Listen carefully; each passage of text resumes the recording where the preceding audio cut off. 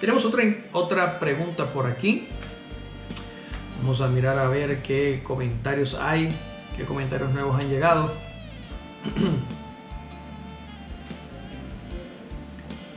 Nuestra hermana Zoraida Méndez nos hace una pregunta, vamos a responderla. Dice, segunda de Tesalonicenses 2, del 7 al 8. Por favor, vamos a leer. Segunda de Tesalonicenses 2, del 7 al 8. Cuando dice que hay quien lo detiene para que se manifieste el inicuo, hace referencia a quién exactamente. Aquí está. Segunda de Tesalonicenses 2, del 7 al 8. ¿Qué dice, por favor? Porque ya energiza el ministerio de la iniquidad. Solo al presente hay quien lo detiene, hasta que se quite de en medio. Entonces será manifestado el inicuo, a quien el Señor matará con el aliento de su boca y destruirá con el resplandor de su venida. Vamos a leerlo nuevamente, por favor. Porque ya energiza el ministerio de la iniquidad.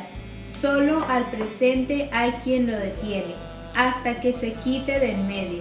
Entonces será manifestado el inicuo, a quien el Señor matará con el aliento de su boca y destruirá con el resplandor de su venida. Ok, segunda Tesalonicenses capítulo 2, versículo 7 y 8. Aquí, hermana Zoraida, el Señor está hablando, no el Señor, pues es el apóstol Pablo el que está escribiendo aquí, junto con un par de apóstoles más. Usted lo puede leer al principio de la carta. ¿Quiénes son los autores o los autógrafos de la carta a los tesalonicenses? La escritura aquí apunta a dos cosas. Número uno, un hecho histórico, algo que sucedió en la época en la que fue escrita la carta. Y es que, según se entiende, en ese momento ya había una persecución muy fuerte en contra de la Iglesia de Cristo, y la persecución era a todo nivel del Imperio de Roma. Pero en algunas regiones de Asia Menor, en algunos distritos alejados, llegó a darse el fenómeno de que los gobernantes se convertían a Cristo. Tenemos el caso de Agripa, tenemos el caso de él y su mujer, que siendo procónsules o siendo él el procónsul del lugar, pues llega a conocer al Señor, y en un lugar de autoridad política y gubernamental se encargó de guardar a la iglesia para que no fuera perseguida durante el tiempo de su gobierno.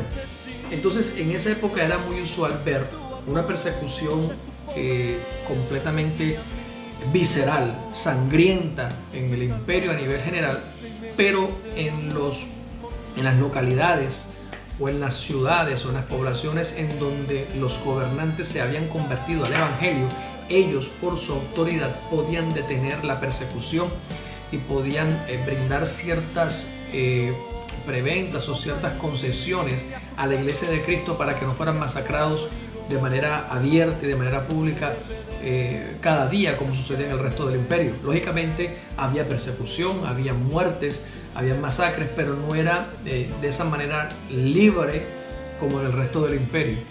Entonces solía pasar mucho de que la iglesia tenía refrigerio cuando había alguien que detenía el misterio de la iniquidad, que es la manifestación del hombre, de la iniquidad del hombre impío, de la maldad contra la iglesia y contra lo que tiene que ver con el Señor, con Dios.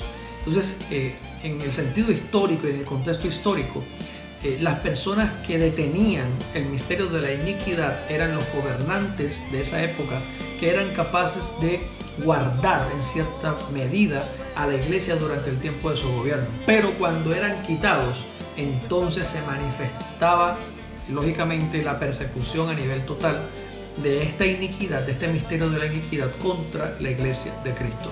Pero, dicho esto, también apunta por lo que termina diciendo el versículo, dice, a quien el Señor destruirá con el espíritu de su venida. Es porque el misterio de la iniquidad no es un hombre, el misterio de la iniquidad es un movimiento que se da a nivel espiritual. Y ese movimiento de la iniquidad, ese misterio de la iniquidad comenzó, como lo vemos en la Escritura, desde el primer siglo. Comenzó a moverse el infierno en contra de todo lo que se llame Dios para destruir al pueblo del Señor. Ese movimiento tiene 2000 años en la tierra trabajando, y cuando falta poco ya, pero cuando llega el clímax del desarrollo de esta maquinaria demoníaca de iniquidad, se manifestará finalmente el anticristo. Y por eso dice la Escritura que este movimiento o este misterio de la iniquidad, no la persona como tal, no el ser humano o no la persona que hace la persecución o el gobierno que persigue, no, sino el misterio de la iniquidad, todo el movimiento espiritual demoníaco que se mueve detrás de esto para que eso sea posible, para que suceda. Dice la Biblia que Dios, Cristo Jesús, lo destruirá con el poder de su venida. Cuando Él venga, Él destruirá al misterio de la iniquidad. Lógicamente que al destruir el misterio de la iniquidad, el anticristo terminará destruido y la bestia y el falso profeta terminarán destruidos automáticamente. Sí, porque todas ellas se mueven gracias a la maquinaria que las respalda y que las impulsa para que hagan esto. Esto es, por decir, como la política. Ninguna persona llega a la alcaldía sola. La persona es de pronto la cara visible que aparece en el tarjetón para que voten por fulano de tal, ¿sí? Voten por Juanito Pérez y la gente vota por Juanito Pérez, pero Juanito Pérez no es realmente la persona que llega por sus méritos allí. Juanito Pérez viene respaldado por una maquinaria política a veces mundial, viene respaldada por intereses políticos y por dineros y por personas que apoyan esa candidatura, que invierten dinero y que hacen posible la propaganda, el comercio, que hacen posible los viajes, las visitas, las promesas incluso, que hacen posible los mercados y todo aquello que se mueve detrás de una elección política. Pero la persona sola no lo hace. De la misma manera, los instrumentos de las tinieblas que han perseguido a la iglesia desde el primer siglo, comenzando por Nerón, que era el emperador de Roma, y todos los demás emperadores, siguiendo de allí en adelante con los gobiernos socialistas, con los gobiernos comunistas, con el marxismo y con todos estos movimientos filosóficos, socialistas, humanistas que se han levantado en contra de Cristo, en contra de la obediencia a Dios. Ellos no se mueven por sus propios medios, sino que a nivel espiritual hay una maquinaria demoníaca, satánica, que se mueve para impulsar el corazón, para impulsar los pensamientos de gente rica, para que apoyen, para que aporten, para que hagan todo esto y sea posible una persecución encarnizada en contra de la iglesia y en contra del evangelio. Ese movimiento, ese poder espiritual que mueve toda esta infraestructura, dice la Escritura allí, será destruido por Jesús cuando Él venga. Cuando Él venga, lo acabará y no existirá ya más.